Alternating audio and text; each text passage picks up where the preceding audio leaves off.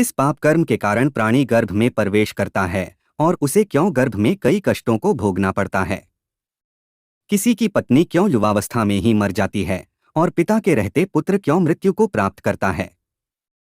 इसका वर्णन गर्भ गीता में किया गया है। गर्भ गीता के पहले अध्याय में इस बात का उल्लेख किया गया है कि अर्जुन ने भगवान श्री कृष्ण से एक दिन सवाल किया कि हे मधुसूदन, जब प्राणी अपनी मां के गर्भ आता है तो वह अपने किस गुणदोष के कारण आता है? प्राणी जन्म से पहले गर्भ में कष्ट पाता है और जन्म के समय भी असहनीय पीड़ा पाता है। इसके बाद भी वह रोग पीड़ा के कारण दुख पाता है। उसे बुढ़ापे में अनेक रोग घेर लेते हैं और उसकी मृत्यु हो जाती है। हे भगवान, कृपा करके मुझे यह बताएं कि वे कौन से कार्य हैं जिनसे मनुष्य जन्म मृत्यु के दुखों से बच सकता है। तब भगवान श्री कृष्ण ने अर्जुन के सवाल का जवाब देते हुए कहा कि हे धनुर्धारी, जन्म मृत्यु का बंधन तो सभी प्राणियों की नियति है। जिस किसी प्राणी ने इस मृत्युलोक में जन्म लिया है उसकी मृत्यु निश्चित है।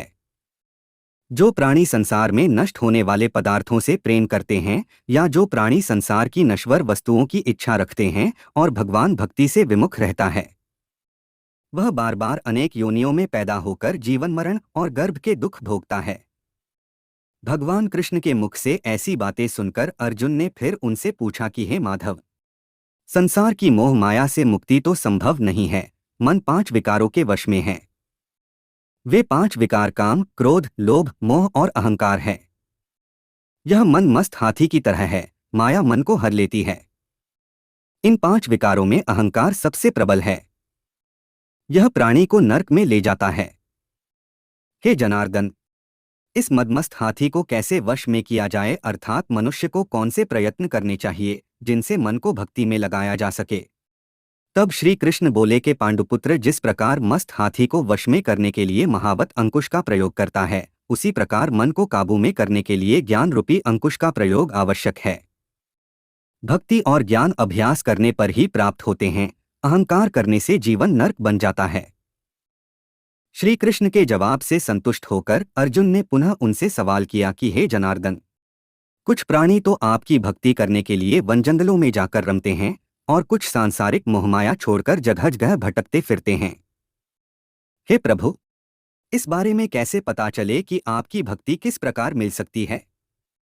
अर्जुन के इस सवाल का जवाब देते हुए श्री कृष्ण ने कहा कि जो प्राणी मुझे खोजने के लिए जंगलों में फिरते हैं वे सन्यासी व वैरागी कहलाते हैं। वे सिर पर जटा बांधते हैं तथा भस्म लगाते हैं, लेकिन फिर भी वे मेरे दर्शन नहीं कर पाते क्योंकि उनमें भक्ति व प्रेम नहीं है। वे अहंकार में डूबे हुए हैं। तप या वैराग्य का अहंकार मेरी भक्ति पाने में बाधा डालता है। मैं शुद्ध मन से भक्ति करने वाले अभ्यासी जो काम, क्रोध, मोह, लोभ और अहंकार से परे हैं, उन्हें को दर्शन देता हूँ।